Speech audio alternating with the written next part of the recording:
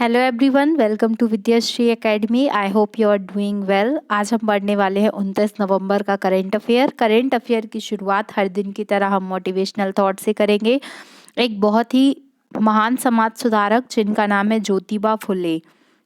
ज्योतिबा फुले जी एक ऐसे व्यक्तित्व है जिन्होंने शिक्षा के लिए और समाज में समानता लाने के लिए, जातिवाद को दूर करने के लिए अथक प्रयास किए और जिनका योगदान शिक्षा जगत में अतुलनीय है।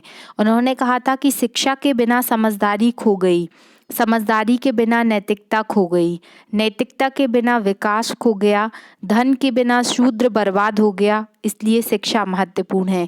तो आप देखते हैं कि शिक्षा से ही सारी चीज़ें जुड़ी हुई हैं।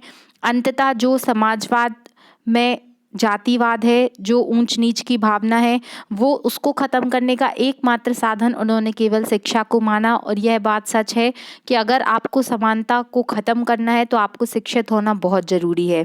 ये आदरणीय ज्योतिबा फुले जी की वक्तव्य थे। ज्योतिबा फुले जी की जो पुण्यतिथि रहती है वो 28 नवंबर को रहती है। तो उनके बारे में थोड़ा हम पढ़ लेते हैं, क्योंकि एक बहुत ही महान व्यक्तित्व हैं और हम शिक्षा के क्षेत्र में इतना आगे बढ़ रहे हैं, शिक्षा को आगे बढ़ाना चाहते हैं। इसलिए इनका नाम, इनके बारे में अगर आपको मौका मिलता है तो ज़रूर पढ़िए। इनकी बुक्स हैं, इनके ऊपर मूवी बनी है।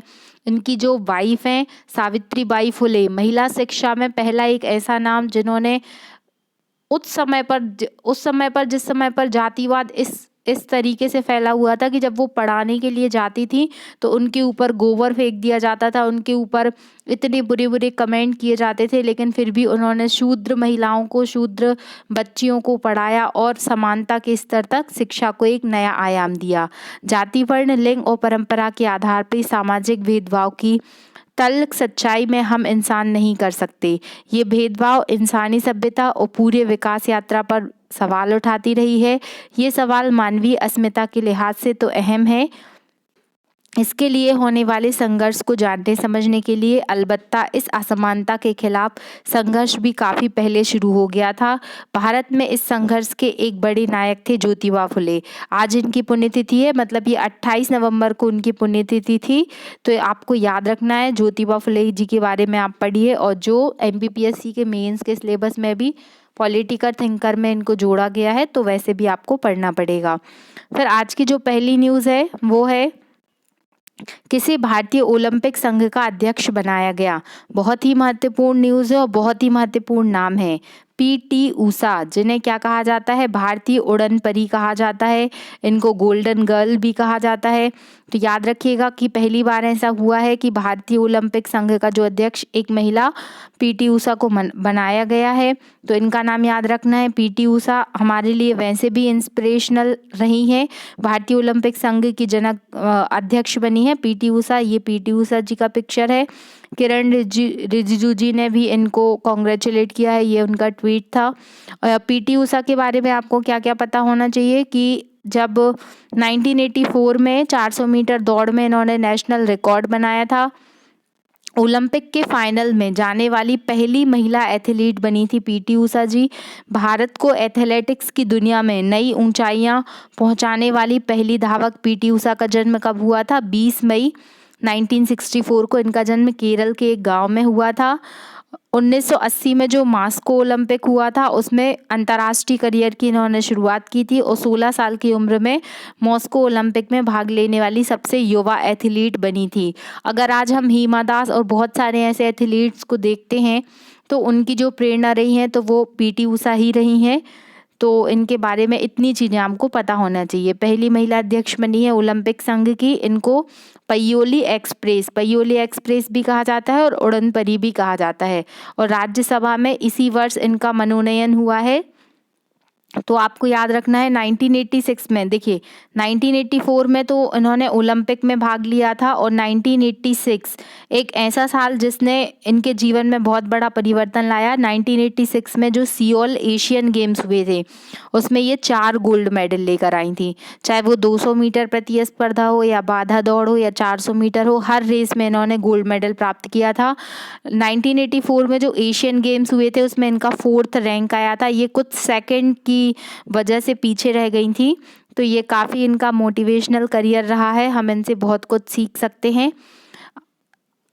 अंतर्राष्ट्रीय ओलंपिक संघ की स्थापना कब हुई? तो 23 जनवरी 1894, याद रखिएगा 23 जनवरी 1894 को ओलंपिक एसोसिएशन की, इंटरनेशनल ओलंपिक एसोसिएशन की स्थापना हुई थी, तो आपको याद रखना है।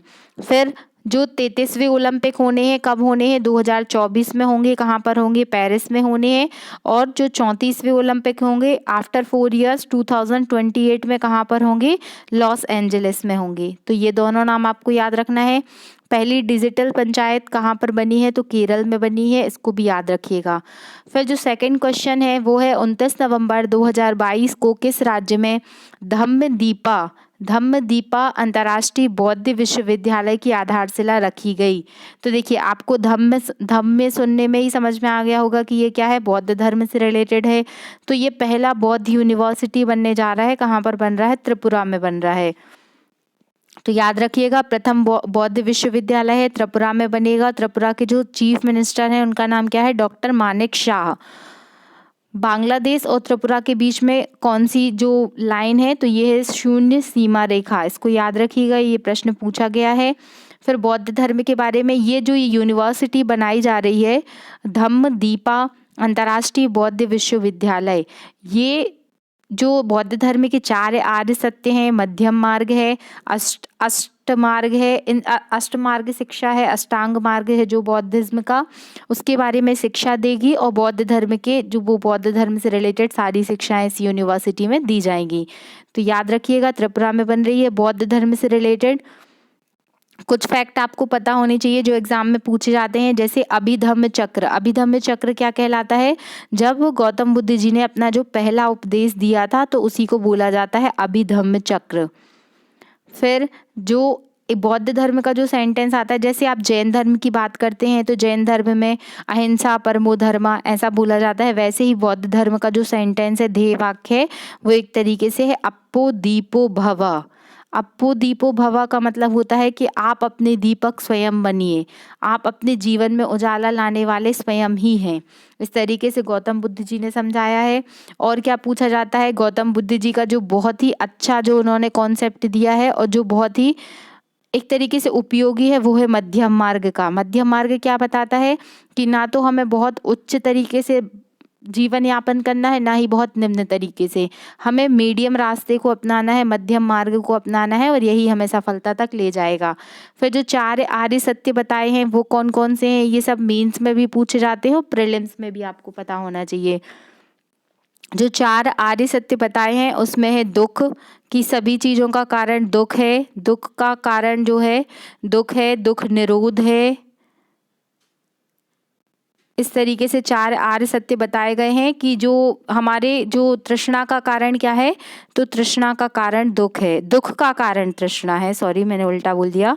दुख का कारण क्या है? तृष्णा है, और तृष्णा को दूर किया जा सकता है, मतलब दुखों को भी दूर किया जा सकता है। किससे किया जा सकता है? तो मध्यम मार्ग को अपना के, अष्टांग मार्ग को अपना के दुख को दूर किया जा सकता है। गौतम बुद्ध जी के ऊपर मैं एक सेपरेट लेक्चर बना दूंगी जिसमें उनकी शिक्षाएं, उन्होंने क्या क्या बताया है, कैसे उनके जीवन में परिवर्तन हुआ, तो इसको हम पढ़ेंगे। फिर नेक्स्ट न्यूज़ है 27 नवंबर 2022 को गंगा जल आपूर्ति योजना की शुरुआत कहाँ से की गई? ये बहुत ही महत्वपूर्ण है। गंगा जल आपूर्ति जल संरक्षण से रिलेटेड है और गंगा नदी के संरक्षण से।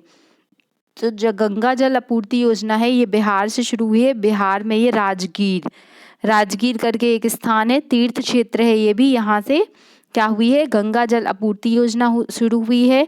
क्या इसका उद्देश्य है? तो जल जीवन अभियान का एक भाग है। जल जीवन अभियान का एक भाग है। हर घर नल से जल का टारगेट क्या रखा है गवर्नमेंट ने? 2024 तक हर घर नल से जल पहुंचाना है। और इसमें जो प्रथम स्टेट है जिसने हर घर नल से जल का टारगेट पूरा किया है वो कौन सा है? गोवा है। और यदि मध्य प्रदेश में पूछा जाए कि प्रथम जिला कौन सा है तो याद रखिएगा बुरहानपुर है। ये हम डिस्कस करते हैं कि हर घर नल से जल टारगेट पूरा करने वाला 100% करने वाला कौन सा जिला है? बुरहानपुर है। यहाँ पे हम बात कर रहे हैं गंगा जल आपूर्ति योजना की। तो गंगा जल आपूर्ति योजना के अंतर्गत क्या किया जाएगा कि जो गंगा नदी का अधिशेष पानी है, मतलब जो सरप्लस वाटर है, उसको ऐसे एरिया में ट्रांसफ़र किया जाएगा जहाँ पर पानी की कमी है, ताकि सभी को पानी मिल सके। फिर अब चूंकि जल की बात आई है, जल संरक्षण की, तो एक बहुत ही महत्वपूर्ण परियोजना जिसका नाम आपने सुना होगा, केन बेतवा लिंक परियोजना। ये मध्य प्रदेश और उत्तर प्रदेश के बीच की परियोजना है। और केन और बेतवा लिंक परियोजना में जो नेशनल पार्क जो बीच में पड़ता है वो कौन सा है, वो है पन्ना टाइगर रिजर्व। तो इसको याद रखना है आपको। फिर उत्तर प्रदेश की बात आई है, तो उत्तर प्रदेश में एक बहुत ही फेमस नेता थे जिनका नाम था मुलायम सिंह यादव, जो कि समाजवादी पार्टी से थे। उनका निधन हो गया है, तो इनके बारे में भी याद रखिएगा। 2023 को कौन सा ईयर घोषित किया है गवर्नमेंट ने, तो मोटे अनाज का वर्ष घोषित किया है 2023 को। इतना इतना आपको याद रखना है। फिर 2025 तक टीबी हारेगा देश जीतेगा टारगेट रखा है। 2030 तक मलेरिया को ख़त्म करना है। देखिए, करंट अफेयर हम पढ़ रहे हैं, लेकिन हम करंट अफेयर के साथ साथ जितने भी उस टॉपिक से रिलेटेड स्टैटिक फैक्ट हैं जो एग्ज़ाम में पूछे जाते हैं, हमें उसको पढ़ना हमारा टारगेट है। क्योंकि आपका करंट अफेयर तो 10 पॉइंट 10 मिनट में भी ख़त्म किए जा सकते हैं, लेकिन मेरा जो उद्देश्य है आपको पढ़ाने का वो ये है कि अगर आप कोई एक टॉपिक पढ़ रहे हैं तो उस टॉपिक से जितने भी क्वेश्चंस बन सकते हैं आपको वो याद होने चाहिए। जिससे क्या होगा, आपका एक कॉन्सेप्ट भी डेवलप होता जाएगा। और ये ना केवल आपको वन लाइनर एग्ज़ाम, मतलब ऑब्जेक्टिव टाइप एग्ज़ाम, यदि आप एमपीपीएससी की प्रिपरेशन कर रहे हैं तो आप मेंस में भी ये सब चीज़ें आपको बहुत हेल्प होगी। फिर 27 नवंबर 2022 को किस देश ने पहली बार डेविस टूर्नामेंट जीता। तो पहला क्वेश्चन तो ये आपके दिमाग में आना चाहिए कि डेविस टूर्नामेंट का संबंध किस खेल से है, तो ये टेनिस से रिलेटेड है, याद रखिएगा। पहली बार कोई चीज़ होती है तो बहुत उपयोगी होती है, एग्जाम में ज़रूर पूछी जाती है। तो ये पहली बार जीता है, किसने जीता है, कनाडा ने जीता है। कनाडा की जो राजधानी वो क्या है, ओटावा है। ये टेनिस का खिताब होता है, डेविस कप। और कनाडा से रिलेटेड फैक्ट की सबसे लंबी तटीय सीमा वाला देश कौन सा है, तो कनाडा है। इसको भी आपको याद रखना है। फिर कनाडा में एक शहर है मॉन्ट्रियल, तो मॉन्ट्रियल प्रोटोकॉल हुआ था, ये किससे रिलेटेड है, ये ओजोन लेयर के संरक्षण से रिलेटेड है। तो याद रखिएगा 16 सितंबर, बहुत ही महत्वपूर्ण डेट है ये, 16 सितंबर 1987। इसी दिन क्या हुआ था, मॉन्ट्रियल प्रोटोकॉल साइन हुआ था, जो कि ओजोन लेयर के संरक्षण से रिलेटेड है, ओजोन लेयर कंजर्वेशन। इसीलिए 16 सितंबर को क्या माना जाता है, ओजोन दिवस मनाया जाता है। इसको याद रखना है। फिर थॉमस कप का किस खेल से संबंधित है, तो थॉमस कप जो है वो बैडमिंटन से रिलेटेड है। तो इस तरीके के स्पोर्ट्स के क्वेश्चन भी पूछे जाते हैं। और पहली बार जो थॉमस कप है वो किसने जीता है, हमारे प्यारे भारत ने जीता है, इसलिए क्वेश्चन पूछा जा सकता है। और किसको हरा के भारत थॉमस कप जीता है, तो याद रखिएगा कि भारत ने इंडोनेशिया को हराया है। और थॉमस कप के साथ साथ एक क्वेश्चन और आता है बैडमिंटन का, वो दूसरा कप कौन सा है बैडमिंटन का, वो है उबेर कप, जिसके बारे में आपको पता होना चाहिए। जो उबेर कप है ये भी बैडमिंटन से रिलेटेड है। और उबेर कप को किसने जीता है, तो साउथ कोरिया ने जीता है।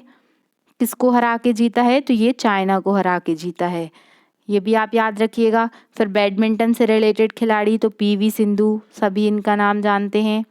क्या आपको पीवी सिंधु का पूरा नाम पता है, यदि पता है तो प्लीज़ कमेंट बॉक्स में लिखकर बताइएगा। फिर नेक्स्ट न्यूज़ है, किस राज्य ने पहली एकीकृत रॉकेट सुविधा स्थापित किए जाने की घोषणा की है। देखिए, कुछ टाइम पहले मैंने 3-4 दिन की जो पहले वाली क्लास है उसमें पढ़ाया था कि पहला निजी रॉकेट लॉन्च हुआ है जिसका नाम था विक्रम एस। ये विक्रम एस फॉर क्या है, तो S for Skyroot company है जिसने ये लॉन्च किया है। और ये विक्रम एस से याद रखिएगा साराभाई, विक्रम साराभाई के नाम पे इसका नाम विक्रम एस रखा गया है। तो इसकी जो पहली रॉकेट, मतलब जो पहली इंटीग्रेटेड रॉकेट सुविधा शुरू की जाएगी वो हैदराबाद से की जाएगी। हैदराबाद किस राज्य में आता है, तो अब हैदराबाद तेलंगाना में आता है, आंध्र प्रदेश और तेलंगाना के सेपरेशन के बाद। तो याद रखिएगा इसको, ये बहुत ही महत्वपूर्ण प्रश्न है। फिर ये प्रश्न भी पूछा गया है कि तेलंगाना का गठन कब किया गया था, तो 2 जून 2014। 2 जून 2014 को तेलंगाना बना था और आंध्र प्रदेश से अलग होकर बना था। आंध्र प्रदेश कब बना था, भाषाई आधार पर बनने वाला पहला राज्य था आंध्र प्रदेश, 1953 में बना था, इसको भी याद रखना है। फिर टी हब कहाँ पे लॉन्च हुआ है, ये टेक्नोलॉजी हब है, ये हैदराबाद में शुरू हुआ है। ऑपरेशन पोलो का रिलेशन किससे है, तो ऑपरेशन पोलो का रिलेशन भी हैदराबाद से है। इतने पॉइंट आपको याद होने चाहिए। फिर नेक्स्ट न्यूज़ है, यूनेस्को एशिया प्रशांत पुरस्कार 2022 में अवार्ड ऑफ एक्सीलेंस से किसे सम्मानित किया गया है? तो ये यूनेस्को ने अवार्ड दिया है और कौन सा अवार्ड है? एशिया प्रशांत पुरस्कार है ये मिला है। वैसे ये भारत के 4 स्थानों को मिला है, लेकिन जो हमें याद करना है वो मेन यही है, छत्रपति शिवाजी महाराज संग्रहालय। छत्रपति शिवाजी महाराज संग्रहालय कहाँ पर स्थित है? ये मुंबई में स्थित है। जो विशिष्टता पुरस्कार मिला है वो गोलकुंडा बावड़ी को मिला है। गोलकुंडा बावड़ी वही स्थान है जहाँ पर आपने सुना होगा गोलकुंडा की खदान, जहाँ से कोहिनूर निकला था। तो ये फैक्ट आपको याद रखना है। फिर यूनेस्को की बात आई है, तो यूनेस्को से रिलेटेड कुछ फैक्ट आपको याद रखने हैं कि यूनेस्को का जो मुख्यालय है वो कहाँ पर स्थित है? तो वो पेरिस में स्थित है, सीन नदी के किनारे। इसको याद रखिएगा। फिर नेक्स्ट न्यूज़ है, बहुत ही महत्वपूर्ण है और बहुत ही इंटरेस्टिंग है। एक ओवर में 7 छक्के लगाने वाला लिस्ट ए क्रिकेट में दुनिया का पहला ऐसा बल्लेबाज बना है जिन्होंने एक ओवर में 43 रन बनाए हैं। एक ओवर में 7 छक्के कैसे? क्योंकि एक नो बॉल थी। तो याद रखिएगा, 43 रन बनाने वाले पहले खिलाड़ी एक ओवर में बने हैं ऋतुराज गायकवाड़। इनका नाम याद रखिएगा, ये महाराष्ट्र के खिलाड़ी हैं। और जो विजय हजारे ट्रॉफी है, तो जो विजय हजारे ट्रॉफी का संबंध किससे है? तो क्रिकेट से इस ट्रॉफी का संबंध है।